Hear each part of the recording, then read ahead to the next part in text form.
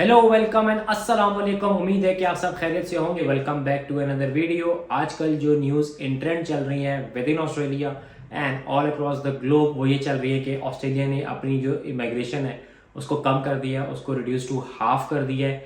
उसके साथ साथ जो उनका टेम्प्रेरी ग्रेजुएट वीज़ा है उसको वो रिवाइज कर रहे हैं। 476 वीज़ा बंद करने लगे हैं। 485 वीज़े की जो ड्यूरेशन है उसको शॉर्टन करने लगे हैं। इसके साथ साथ जो स्टूडेंट वीज़ाज है या जो लोग स्टूडेंट के लिए अप्लाई करना चाह रहे हैं उनके ऊपर मजीद सख्तियाँ बढ़ा दी गई हैं। तो वो सारे लोग जो स्टूडेंट वीज़ा अप्लाई करना चाहते हैं ऑस्ट्रेलिया वो अप्लाई ना करें। जो लोग वहाँ पे टेम्प्रेरी वीज़े के ऊपर हैं उनके पास कोई और ऑप्शन नहीं बचा, they have to go back to their home countries. इसके साथ साथ जो लोग माइग्रेट करने में इंटरेस्टेड थे, अब ऑस्ट्रेलिया ने भी वही पॉलिसीज ऑलमोस्ट अडॉप्ट कर ली हैं जो we have in case of Canada या यूके। अब ये सारी बातें सर्कुलेट हो रही हैं, ये खबर कितनी सच्ची है या इस खबर की कितनी आप कहें वर्थ है या इसका कितना वेटेज है, क्या ऑस्ट्रेलिया में ऐसा कुछ हो रहा है या ऑस्ट्रेलिया में इस तरह की कोई न्यूज़ सर्कुलेट कर रही है। तो इन सारी बातों के जवाब के लिए already I have made couple of videos जिसमें मैंने माइग्रेशन जिनकी स्ट्रेटजी थी या जो पॉलिसी ने रिलीज़ की थी उसके बारे में बात की थी। उसके साथ साथ मैंने 476 और 485 के ऊपर बात की थी और उसके साथ साथ जो प्रोसेसिंग टाइम्स थे उसके ऊपर मैंने बात की थी। अब मेरे से अगर कोई पूछता है या मेरे से लोग कहते हैं कि आप ये बात क्यों इतने शॉर्ट कह सकते हैं या आप फॉर एग्जांपल कह रहे हैं कि अभी अप्लाई कर लो 476 वीज़ा, तो क्यों करना चाहिए, आप ये चीज़ क्यों कह रहे हैं या व्हाट आर द रीजंस या व्हाट आर द फैक्ट्स। मैं जो भी बात आप लोगों के साथ करूँगा या जो भी बात मैं आप लोगों के साथ शेयर आउट करता हूँ, मेरी जो पूरी स्टडी होती है वो बेस्ड करती है होम अफेयर्स के डॉक्यूमेंट्स के ऊपर या जो माइग्रेशन स्ट्रेटजीज इन लोगों की होती हैं। It is from a relevant source. मैं रेलिवेंट सोर्स पे जाता हूँ, मैं स्टडी करता हूँ, मैं उसका एनालिसिस करता हूँ और उसके बाद मैं आप लोगों से वो चीज़ शेयर आउट करता हूँ। So that's why I am saying कि भी अप्लाई कर दें या नहीं करना चाहिए। अगर आपको इस चीज़ का ख्याल करना चाहिए तो वो उन्हीं फैक्ट्स एंड फिगर्स के ऊपर होता है जो मैंने उनकी वेबसाइट्स पे जाके पढ़े होते हैं या जो उनके प्लान्स रिवील हुए होते हैं, जो उनका 100 पेज का डॉक्यूमेंट है वो पढ़ने के बाद ये चीज़ें मैं आप लोगों से शेयर आउट करता हूँ। बहुत सारे मैसेज आ रहे हैं जिसमें आता है कि क्या मैं 476 अप्लाई कर लूँ, will I be affected by the policy जो इनकी मिड जून 24 में अप्लाई होनी है, जिसका रीज़न ये होगा कि 476 के जो एबॉलिशमेंट की बात चल रही है वो मिड जून में जाके फाइनलाइज होगी या मिड जून में जाके इम्प्लीमेंट होगी। तो उसका क्या फ़र्क पड़ेगा उन सारे लोगों के ऊपर जो ऑलरेडी वीज़ा लॉन्च कर चुके हैं या जो उस टाइम ग्रेजुएट होंगे। जो पॉलिसी इम्प्लीमेंट होगी उसकी एक डेट आएगी कि वो कब से इम्प्लीमेंट हो रही है, तो जो उसका इफेक्ट होगा वो उस डेट के बाद से होगा और उसमें वो बता देंगे कि ये कब से इम्प्लीमेंट होगी और उसके क्या इम्पैक्ट्स होंगे। लाइकली चांस ये है कि ये 476 वीज़ा ख़त्म नहीं करेंगे, इसकी डिफरेंट स्ट्रीम्स बना देंगे या इसको डिफरेंट नाम के साथ किसी और वे में जो है वो इंट्रोड्यूस करवा देंगे। लाइक 482 को वो रिवाइज कर रहे हैं इसेंशियल स्किल्स या स्पेशलाइज स्किल्स के नाम से। तो डिफरेंट पाथवेज है जो उन्होंने डिफाइन करने हैं जो उनकी पॉलिसी के डॉक्यूमेंट में लिखे हुए हैं। सो 100 पेज का डॉक्यूमेंट अगर आप जाके पढ़ लेंगे तो बहुत सारी चीज़ें आपको खुद ही क्लियर हो जाएंगी। इसके साथ साथ वो सारे लोग जो जून में ग्रेजुएट होंगे या जो आप कहें मई जून नेक्स्ट ईयर 24 में ग्रेजुएट हो रहे हैं, तो अगर आप लोगों ने 476 अप्लाई करने हैं तो मेरी रिकमेंडेशन है कि वेट टिल दैट टाइम। उस टाइम तक जो इनकी पॉलिसी है उसमें ये बता चुके होंगे कि हम क्या करने लगे हैं 476 वीज़ा के साथ। तो अगर तो ये डेडलाइन एक्सटेंड कर देंगे तो आप अप्लाई कर सकते हैं और अगर उस टाइम इसको ख़त्म करके किसी और नाम से इंट्रोड्यूस करा देंगे then you get a chance. और अगर इस वीज़ा को कम्प्लीटली उस टाइम ख़त्म कर देंगे तो डेफिनेटली हमें पता चल जाएगा कि 476 वीज़ा जो है वो कम्प्लीटली ख़त्म हो चुका है। अब आज की वीडियो का जो टॉपिक है वो मैं करने लगा हूँ स्टूडेंट वीज़ा के ऊपर, क्योंकि बहुत सारे लोग ऐसे भी हैं जो स्टूडेंट वीज़ा को लेके परेशान हैं और वो कहते थे कि हमने स्टूडेंट वीज़ा अप्लाई किए हुए लाइक 3 महीने हो गए हैं, 2 महीने हो गए हैं या इट्स ऑलमोस्ट लाइक 4 मंथ्स, मुझे अभी तक उसका जवाब नहीं आया, तो मुझे क्या करना चाहिए।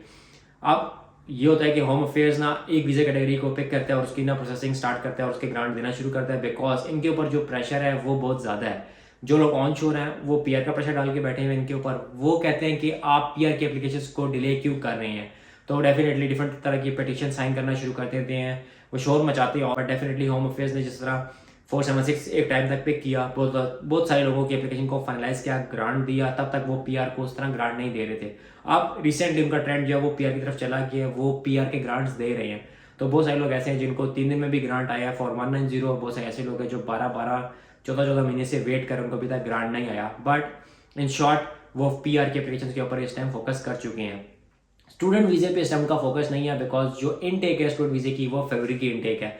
तो they still like got 2 months, 2 महीने उनके पास हैं ताकि अगर वो फाइनलाइज करें, क्योंकि चाहते हैं कि ग्रांट दे वीज़े का स्टूडेंट को और वो तब ही है जब उसकी यूनिवर्सिटी स्टार्ट होने वाली है, सो दैट जो इनके ऊपर अकोमोडेशन, फाइनेंशियल और इन्फ्लेशन इशूज़ हैं वो कम से कम होते जाएं। जो लोग यहाँ पे ऑलरेडी रह रहे हैं वो जॉब्स वगैरह कर रहे हैं, लेकिन जब एक नया बंदा आता है उसको घर भी चाहिए, उसको जॉब भी ढूंढनी है एंड डेफिनेटली उसको कुछ खाना पीना भी है, तो वो ये सारी चीज़ें अफेक्ट करता है या डिस्टर्ब करता है। So that's why home affairs का जो फोकस था वो इस टाइम थोड़ा सा स्टूडेंट वीज़ा से हट गया था। लेकिन बहुत ही अच्छी खबर आई है उन सब लोगों के लिए जो स्टूडेंट वीज़ा अप्लाई कर रहे हैं या अप्लाई करने वाले हैं, या वो सारे लोग जो स्टूडेंट वीज़ा में इंटरेस्टेड हैं। आप सबको पता है कि 15 दिसंबर 2023 को मिनिस्टर की एक स्टेटमेंट आई थी जिसमें उसने कहा कि student and student guardian visa processing priorities.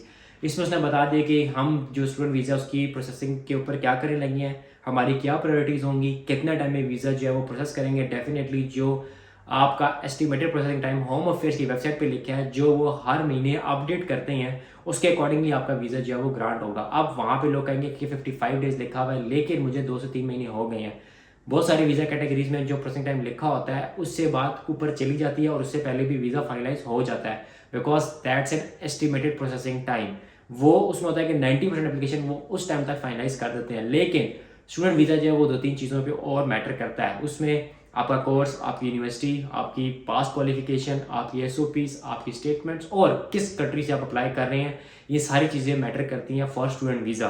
अब जो मिनिस्टर की डायरेक्शन थी जिसको उसने 107 का नंबर दिया हुआ है, उसने कहा कि हम चीज़ों को प्रायोरिटाइज किस तरह करेंगे। उसने कहा कि जो स्टूडेंट वीज़ा एप्लीकेशन है लॉन्च आउटसाइड ऑस्ट्रेलिया, उसकी जो प्रायोरिटाइज की जो लिस्ट है उसमें सबसे पहले school sector, foreign affair sector और डिफेंस सेक्टर है। और इसके साथ साथ वो जो सारे लोग जो post graduate research like PhDs है या मास्टर्स बाय रिसर्च है, उन सबको जो है वो हाईएस्ट लेवल ऑफ प्रायोरिटी दिया गया कि उनकी वीज़ा एप्लीकेशन सबसे पहले हमने फाइनलाइज करनी है। तो वो सारे लोग जिनको मैं जानता हूँ जो पीएचडी के स्टूडेंट वीज़ा फाइल करके परेशान थे कि अभी तक ग्रांट नहीं है, so it's a good news for you guys कि अभी आपके एप्लीकेशन को प्रायोरिटाइज किया जाएगा और इसको बहुत जल्द जो है वो डिसीजन दिया जाएगा। नंबर 2 इसमें कहा कि हायर एजुकेशन या English language intensive course for overseas student, जिसको ये एलिकोस कहते हैं। एलिकोस क्या है? एलिकोस होता है कि अगर आपका जो मिनिमम इंग्लिश लैंग्वेज है ना जो रिक्वायर्ड है फॉर एडमिशन इन ऑस्ट्रेलिया, अगर वो मीट नहीं करता तो यहाँ पे आपको 6 महीने के कोर्स में डाला जाता है जिसमें आपको इंग्लिश की बेसिक जो स्किल्स हैं वो सिखाते हैं, उसको एलिकोस कोर्स कहा जाता है। तो वो सारे लोग जो हायर एजुकेशन में जो एलिकोस में है उनको जो है और सेकंड प्रायोरिटी रखा गया along with vocational education training वाले, और वो सारे जो नॉन अवार्ड सेक्टर के एप्लीकेंट्स हैं उन सबको जो है वो सेकंड नंबर पे रखा गया। उसके बाद जो तीसरे नंबर पे प्रायोरिटी दी गई है वो सब्सिक्वेंट इंट्रेंट एप्लीकेशंस को दी गई है जो ऑस्ट्रेलिया से बाहर लॉन्च हुई है, डेफिनेटली जिसमें आपके अनमैरिड फैमिली मेंबर्स हैं अंडर द एज ऑफ 18 है।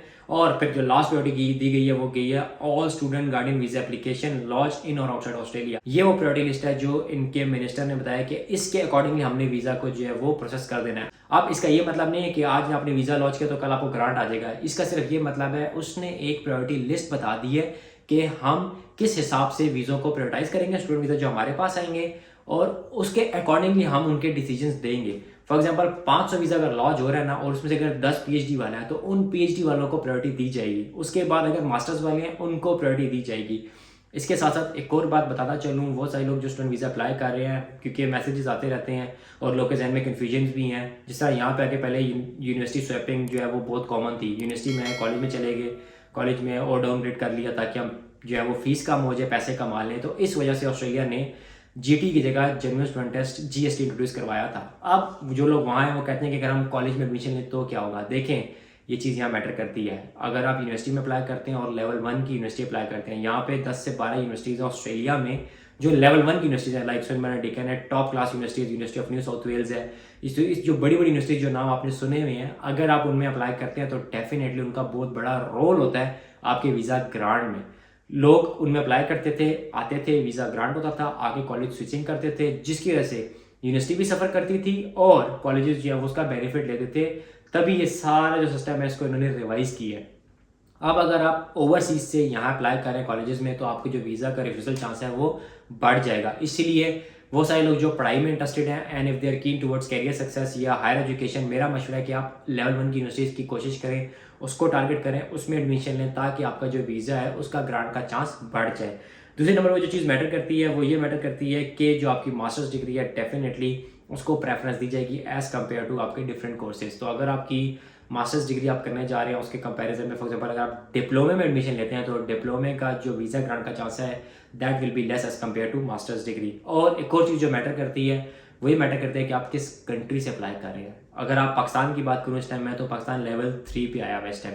लेवल 3 का मतलब है कि स्क्रूटनी ज़्यादा होगी, प्रोसेसिंग प्रायोरिटीज़ इतनी नहीं है ऑस्ट्रेलिया के लिए, पाकिस्तान के लिए, क्योंकि ये जो लेवल डिफाइन होते हैं ये डिपेंड करते हैं आपकी कंट्री की पॉलिटिकल इकोनॉमिक सिचुएशन के ऊपर, प्लस जो स्टूडेंट्स आए होते हैं, जो ट्रेंड उन्होंने सेट किया होता है ना, उसको देखते हुए इनकी जो डिपार्टमेंट है वो सेट करता है कि अच्छा अब इस मुल्क से हमें इस तरह के केसेस ज़्यादा देखने को मिल रहे हैं, so what will do is हम इनकी स्क्रूटनी ज़्यादा सख्त कर देंगे या ज़्यादा इनके ऊपर ना चेक एंड बैलेंस ज़्यादा टफ कर देंगे।